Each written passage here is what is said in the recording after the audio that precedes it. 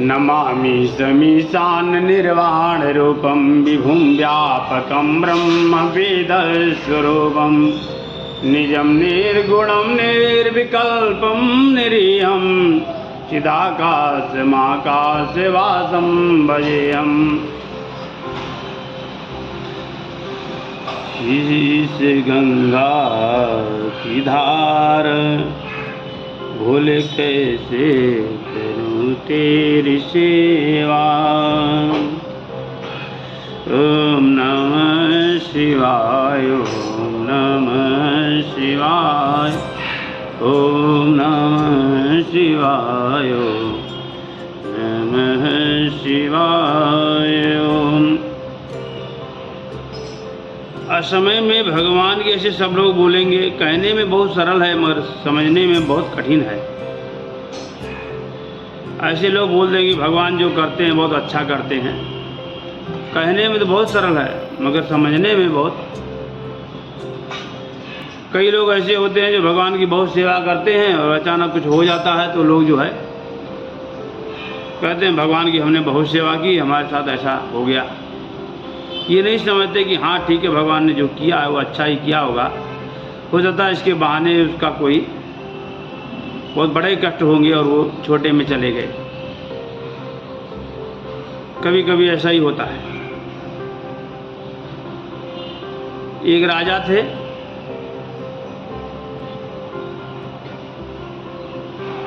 एक आपको मैं सुना रहा हूँ। एक राजा थे और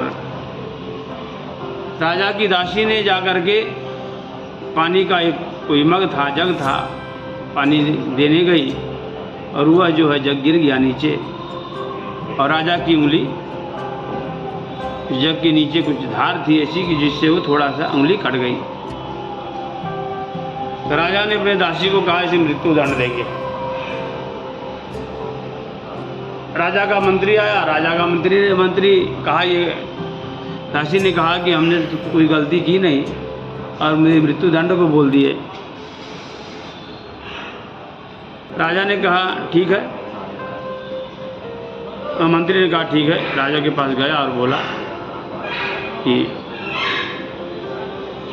ये गलत है, इसकी कोई गलती नहीं है, भगवान जो करते हैं वो अच्छा ही करते हैं, अच्छे के लिए किए होंगे आपको। राजा नाराज हो गया। राजा जा रहा था अपना जो है शिकार खेलने के लिए तैयार हो रहा था, तो राजा नाराज हो गया और मंत्री को बोला, सेवकों को बोला मंत्री को कारागार में डाल दो। मंत्री को कारागार में डाल दिया और बोला अब आने के बाद फिर विचार करेंगे उनको छोड़ना है कि नहीं छोड़ना है। ऐसा कहकर वो राजा जो है शिकार को चले गया। जब जंगल में गया तो वहाँ कुछ भीलों ने आपस में लड़ाई कुछ हो रही थी बलि को लेकर के। वहाँ बलि, किसी प्राणी का बलि देना था, वो खोज रहे थे, कोई अच्छा मिल नहीं रहा। जब तक ये राजा जो है दिखाई दिए, सब भीलों ने उनको पकड़ लिया, पकड़ करके बंदी बना लिया और लेके गए। लेके जा करके माँ के मंदिर में बलि की तैयारी होने लगी। माँ के पुजारी ने जो भी बलि की औपचारिकताएँ हैं सारी पूरी कर ली। करने के बाद कहा पुजारी ने कि आओ लाओ उस व्यक्ति को बलि जिसको देना है। जब लेके माँ के पास उपस्थित किए तो पुजारी ने बोला इनके पहले अंग को देखो कहीं कुछ खंडित तो नहीं है, कहीं खंडित बलि। तो जब देखा गया तो राजा की उंगली कटी थी। पुजारी ने कहा ये तो खंडित है, खंडित बलि माँ स्वीकार नहीं करती है, इन्हें वापिस ले जाओ। माँ खंडित बलि स्वीकार नहीं करती, इनको वापिस ले जाओ।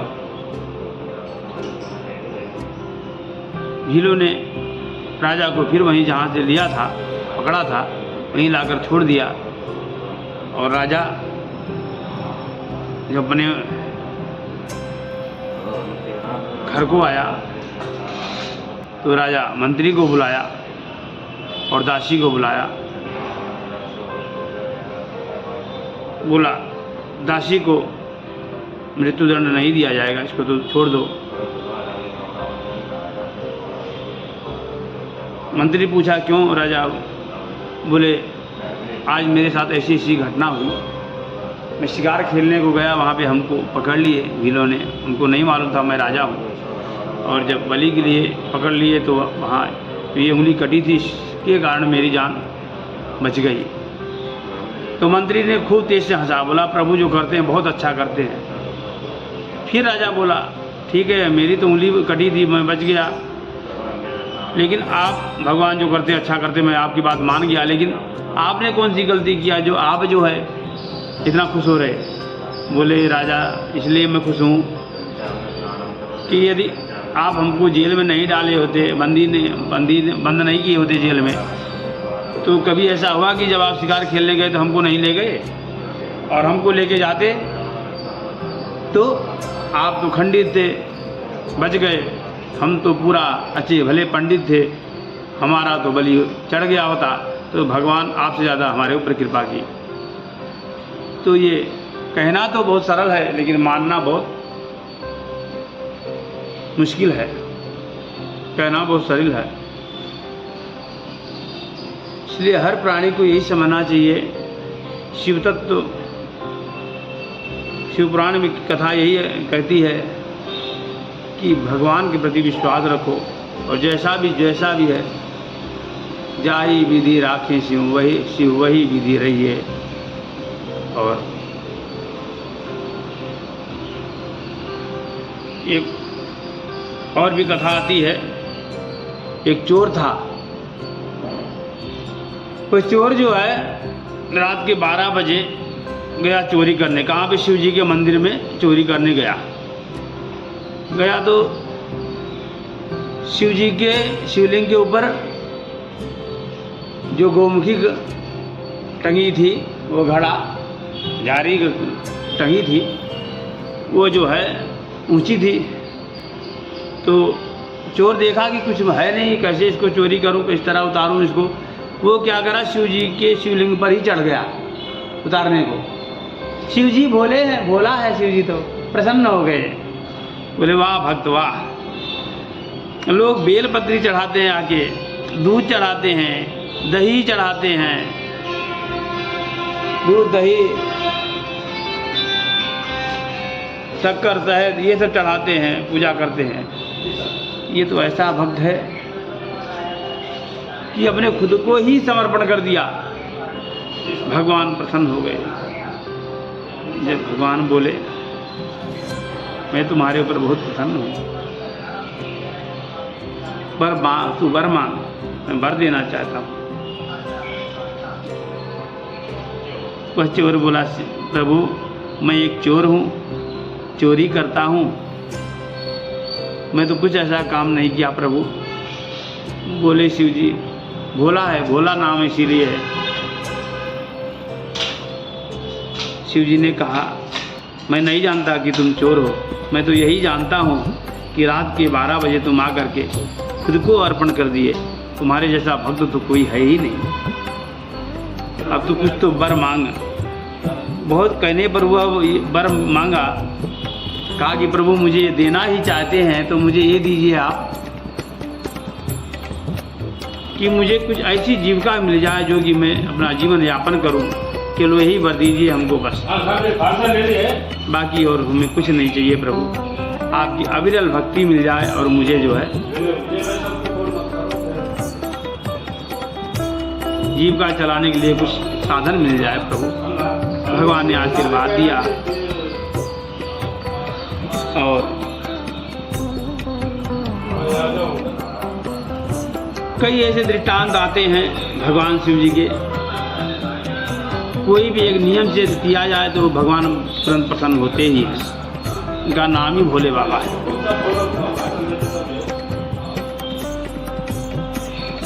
निर्मल मन जन सो मोहि पावा, मोहि कपट छल छिद्र न भावा। किसी ने कहा है, बहुत अच्छा कहा है, बहुत सुंदर कहा है। और कई ऐसे दृष्टांत आते हैं, एक दृष्टांत और हम आपको बताएंगे। एक व्यक्ति था, वो कथा में सुना था कि कोई भी एक नियम करना जरूरी है, कथा में सुन के आया था। तो वो क्या करे, तो मन में सोचा कि एक उसके घर के सामने एक कुम्हार था, तो वो सोचा कि मैं जब तक कुम्हार नहीं दिखेगा उसका मुंह, कुम्हार का पहले मुख देखूंगा कुम्हार का, उसके बाद ही कुछ काम करूंगा, काम पे जाऊंगा या कुछ भी काम करूंगा तो पहले सुबह उठते ही कुम्हार का मुख देख करके ही करूंगा। मैं नियम बना दिया। कुछ दिन बीत गया, ऐसे करते करते एक दिन ऐसा आया समय, कुम्हार जो है कहीं बाहर चले गया। अब वो कुम्हार बाहर चले गया तो वह व्यक्ति जो रोज कुम्हार को देखता था तो कुछ काम करता था, नियम बनाया था, और जब कुम्हार नहीं दिखा तो वो बेचारा पूरा तो दिन देखते रह गया कि अब आएगा अब आएगा, नहीं दिखा तो वो पूरा दिन खाना भी नहीं खाया। ऐसे करते 2 दिन बीत गए। तीसरे दिन वो उसके घर को गया और उसकी पत्नी को पूछा कि कुम्हार कहाँ गए, नहीं आए। पत्नी ने कहा कुम्हार जो है उस फलाने गांव को गए हैं कुछ काम से और वहीं मिलेंगे आपको। वह व्यक्ति चल दिया। वो नियम का पक्का था कि जब तक मैं कुम्हार का मुंह नहीं देखूंगा, जब तक मैं अन्न जल ग्रहण नहीं करूंगा, कुछ भी काम नहीं करूंगा। वो चल दिया और जा करके दूसरे गांव में वह कुम्हार को खोजने लगा। खोजते खोजते एक जगह उसको कुम्हार मिला। कुम्हार मिला तो कुम्हार मिलने, जैसे कुम्हार मिला वह व्यक्ति बोला मिल गया मिल गया।